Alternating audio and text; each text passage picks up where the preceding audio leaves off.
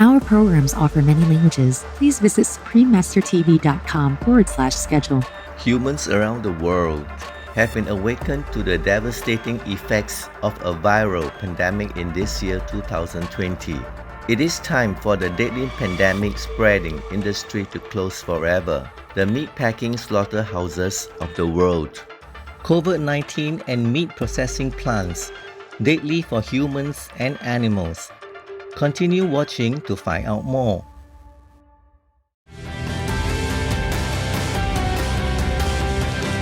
Tasharafna means nice to meet you in Arabic, the official language spoken in Mauritania.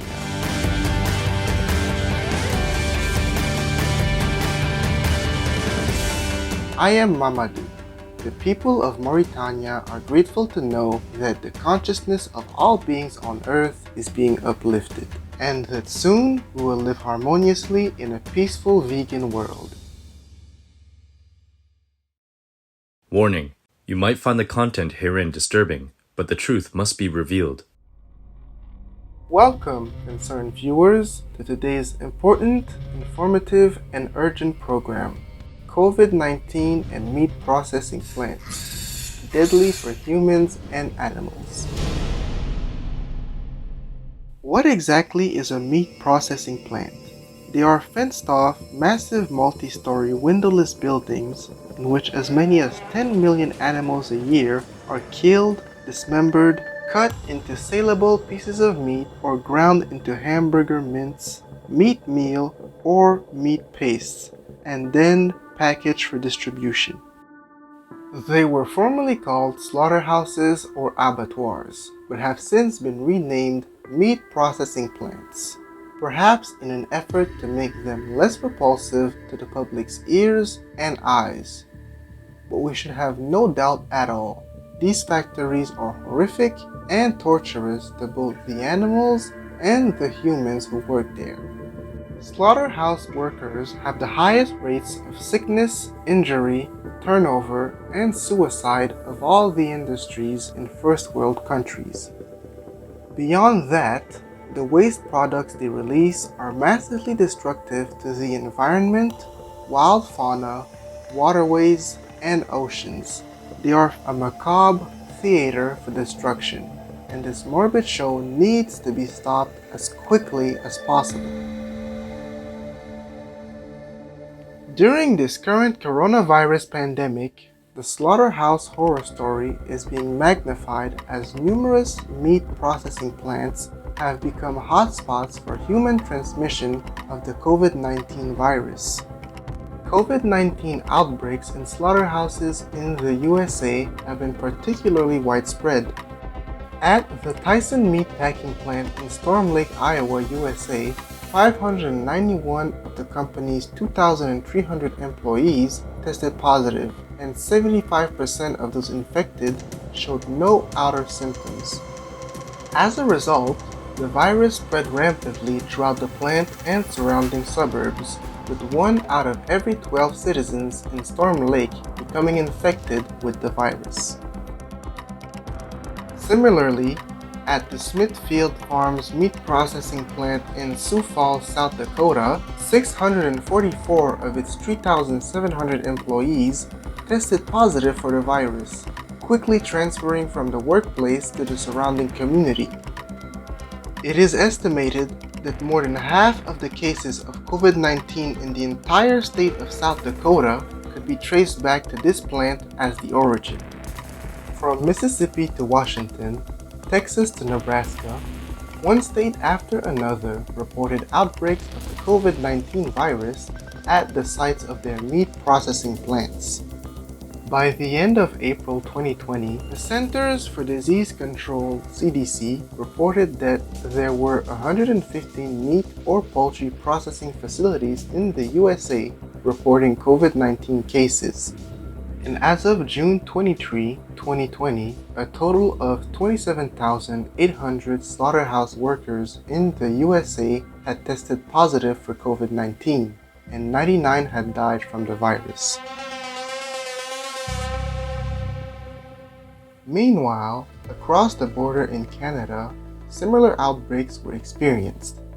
At a Cargill beef processing plant in Alberta, Canada, 949 of its 2,000 employees were infected, and 2 people died.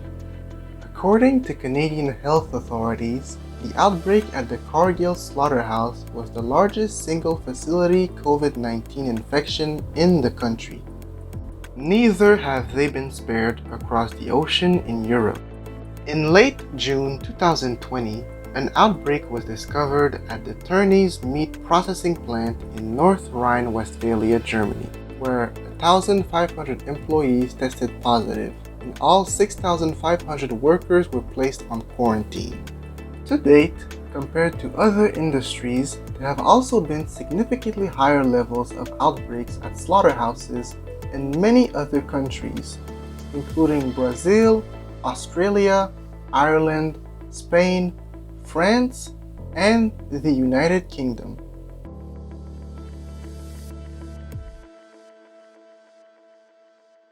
Why is the virus so prevalent at meat processing plants?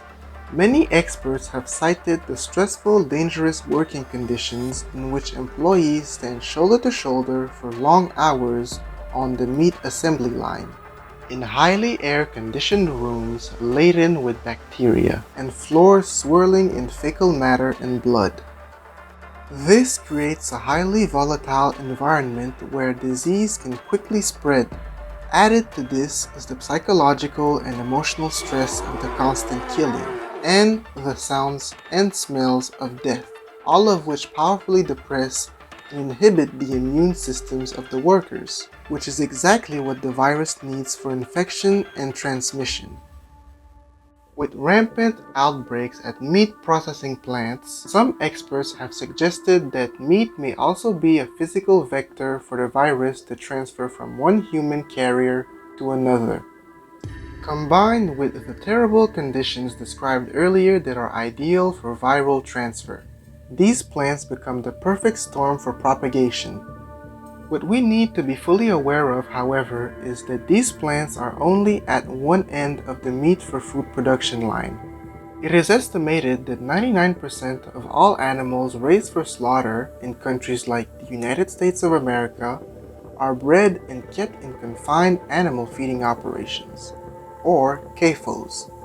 In these CAFOs, hundreds of thousands, and in some cases, even millions of animals are kept alive indoors for one sole purpose: to die for human food consumption. Dr. Michael Greger is an internationally recognized medical expert on nutrition and infectious diseases, especially those of a zoonotic or animal-based origin. He foretold of such a pandemic in his 2006 book, Bird Flu, a virus of our own hatching.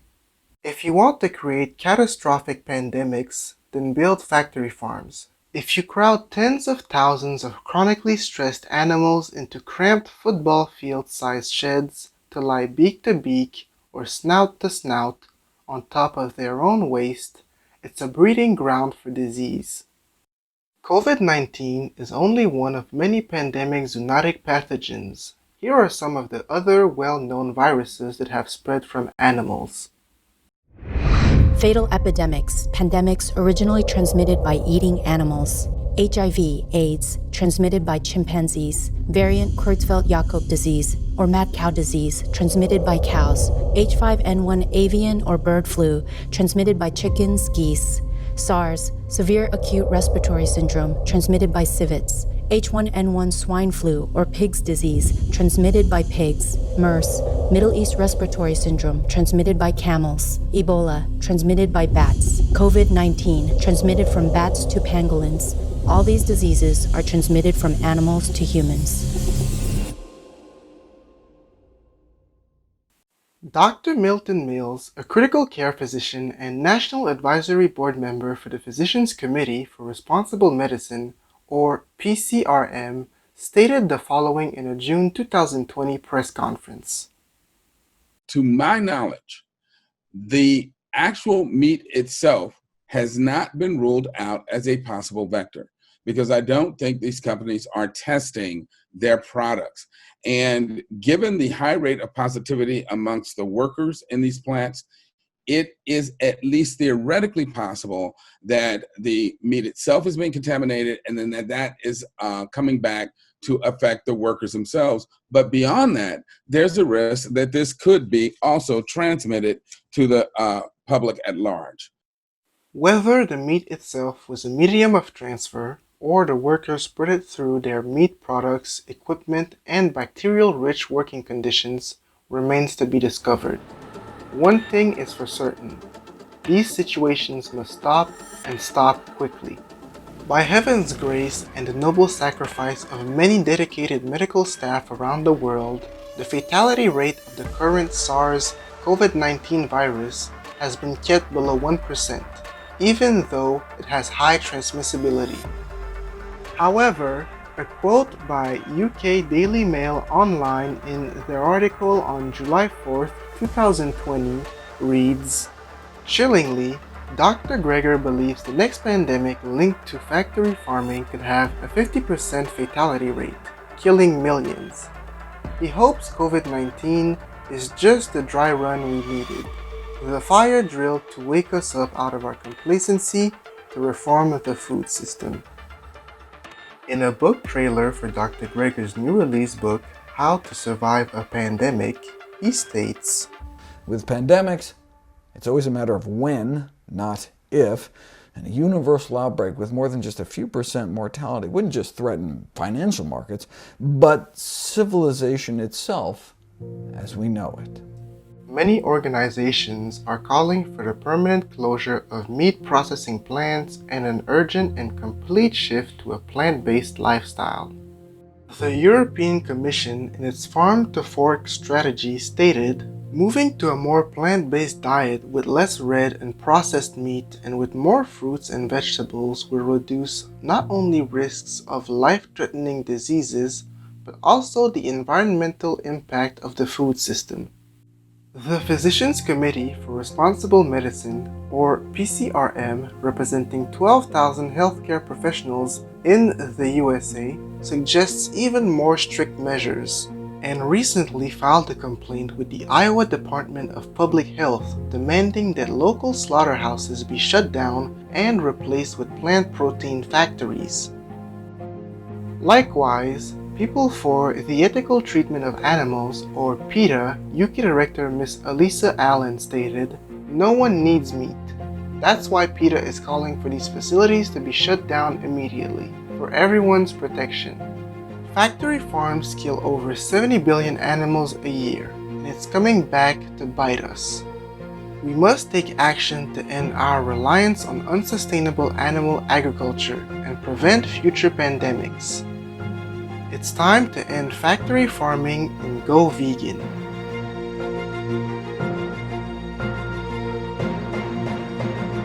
Supreme Master Ching Hai has reminded us that all pandemics and environmental disasters are the consequences from killing billions of innocent and helpless animal co-inhabitants, and recommends a global adoption of the vegan lifestyle. Meat industry is responsible for all of this. So we have to stop the root cause of all this trouble, not by vaccine, but by virtue, by heavenly quality, which is inherent inside of us anyhow. We just take it out and use it. We are human, children of God. We don't go and harass a little chicken. We don't hook the fish and make him screaming in the air. We don't crowd the pigs and make them sick and suffering, and then blame them for the sickness.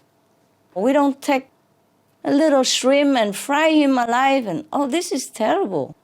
This is not a human behavior. We should not behave this way. And if we do, we cannot blame anything that happened to us, which is terrible. All we do is just turn around and live like a human, like a child of God. A child of God is all angelic, all loving, all kind, all protecting to the weak and the small. Child of God doesn't go around killing, murdering other defenseless creatures. doesn't go around destroying the planet and the world just for the sake of having a piece of meat, which can be replaced. Our deepest gratitude to Supreme Master Ching Hai for expounding on how to stop future pandemics. We pray that all people soon adopt the noble, compassionate vegan lifestyle.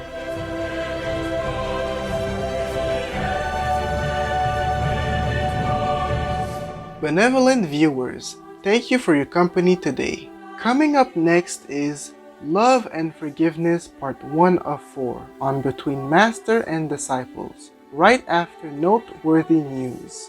May you be blessed with excellent health and walk the way of benevolence, love, and peace. Our programs offer many languages. Please visit suprememastertv.com/schedule and suprememastertv.com/show. Nos programmes offrent plusieurs langues. Veuillez visiter suprememastertv.com/schedule et suprememastertv.com/show. Nuestros programas ofrecen varios idiomas. Visiten suprememastertv.com/schedule y suprememastertv.com/show. 我们的节目提供多种语言，请看 suprememastertv.com/schedule 和 suprememastertv.com/show。